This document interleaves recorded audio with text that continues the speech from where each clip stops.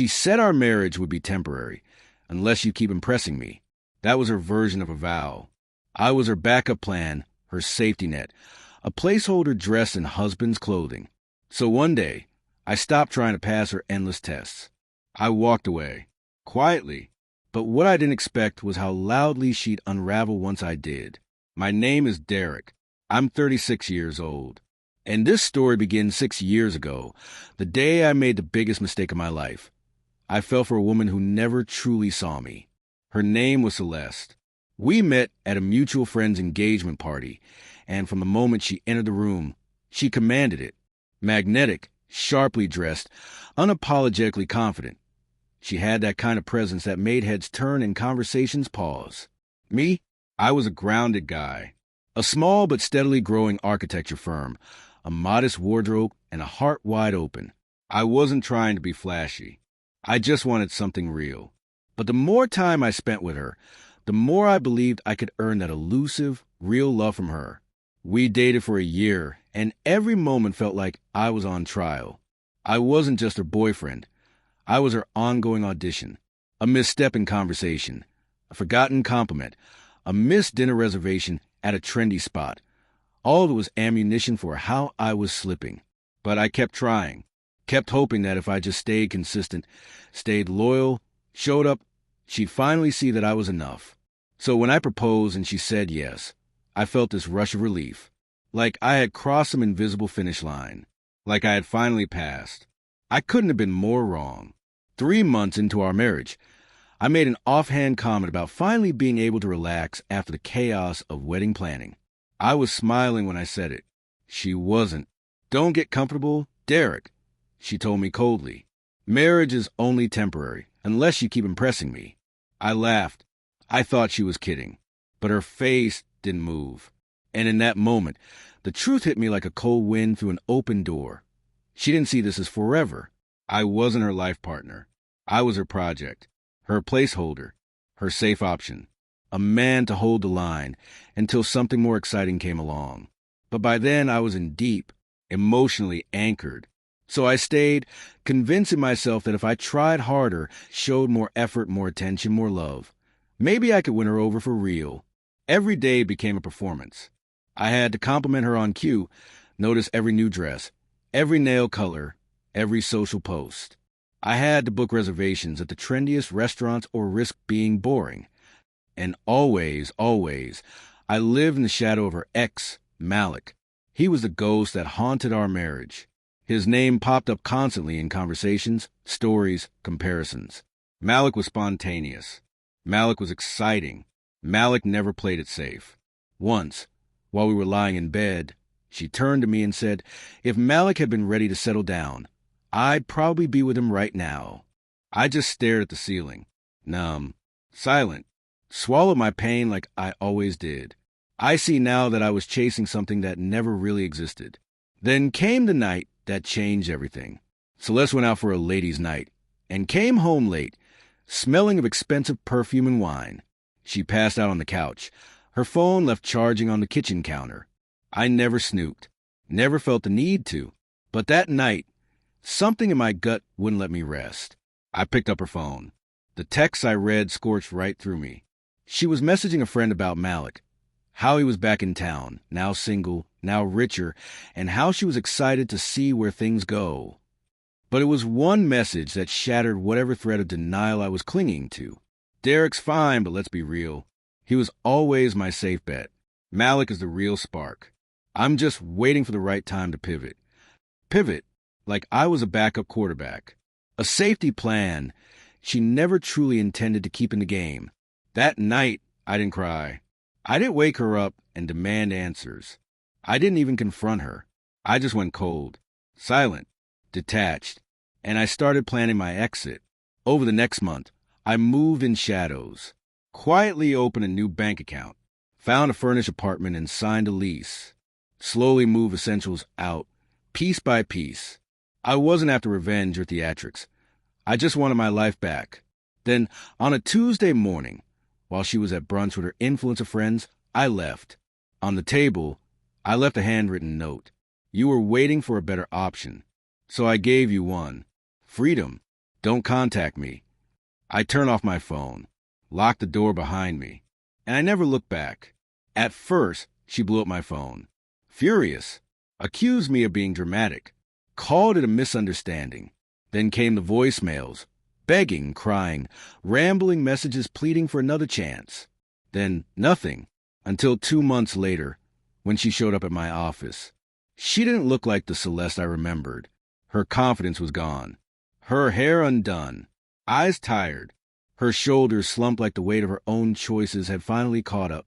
Malik didn't want anything serious, she admitted. Said I was too high maintenance. She looked down, her voice cracked. I should have appreciated the man who actually showed up for me.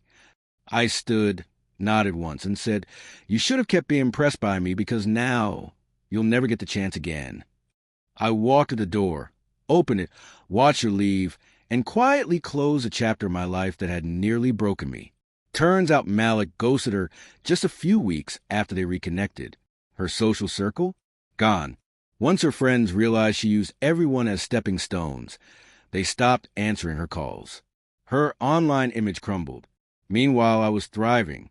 Landed the biggest architecture contract of my career. Traveled. Focused on my health. For the first time in years, I was fully present in my own life. And eventually I met Jasmine. She didn't need to be impressed. She just saw me and that was enough.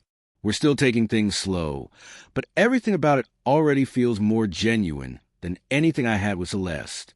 Celeste thought she was upgrading, thought I'd always be there in the background as her emotional safety net. But when you treat someone like a temporary option, don't be surprised when they leave and never come back. I didn't slam the door when I left. I closed it quietly, and I locked it from the other side. I went fully no contact after that.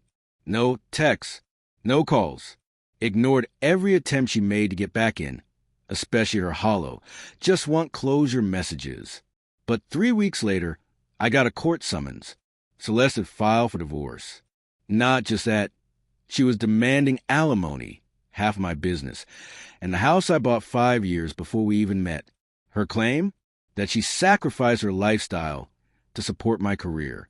That she helped me network, build my firm, elevate my brand. Let me be clear. She never worked a single day in my business, never showed up to events, couldn't name one of my clients. But her lawyer filed those claims with a straight face. The audacity was staggering. So I hired the best, Cynthia Graves, a tough-as-nails, no-nonsense attorney with a reputation for turning divorce court into a courtroom drama. Cynthia had once unraveled a 14-property settlement in under 2 months. She read Celeste's case and looked at me with a smirk. "We're not just going to fight this," she said. "We're going to bury her in facts." And that's exactly what we did. We subpoenaed her financial records, texts, social media activity, everything. And karma showed up with receipts. Turns out Celeste had been funneling money into a secret account during our marriage. Thousands spent on luxury shopping sprees, trips to Miami, and, get this, a Vegas getaway she claimed was a girl's trip. It was actually a romantic weekend with Malik. And worse, Cynthia uncovered forged documents. Celeste had tried to use my house as collateral for a personal loan after I left. She'd faked my signature. Now we had her on fraud. Once we submitted the evidence to court, everything changed. Her lawyer scrambled, asked for mediation. Cynthia refused. She wanted it on public record. Celeste walked into that courtroom in full performance mode.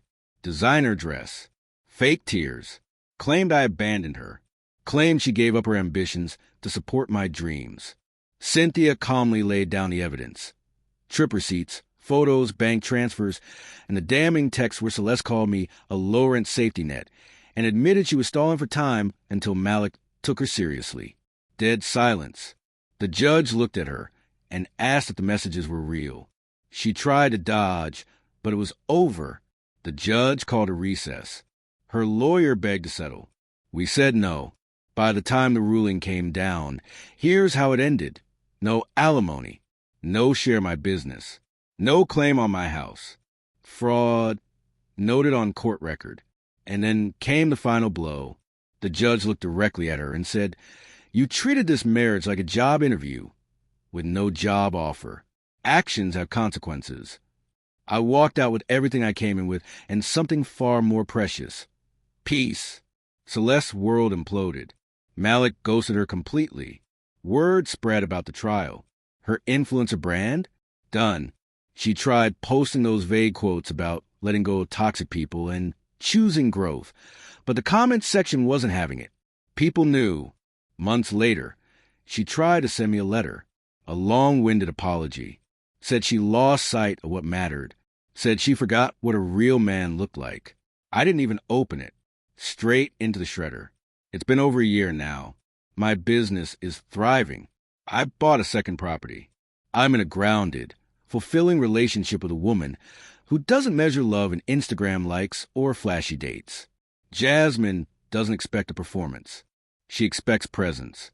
Sometimes I think back to the version of me that stayed too long. That bent over backward for scraps of affection. That man's gone now. Celeste gambled with a good man and lost. Badly. And me? I didn't just walk away. I evolved. And while she crumbled under the weight of her own lies, I rose above every one of them,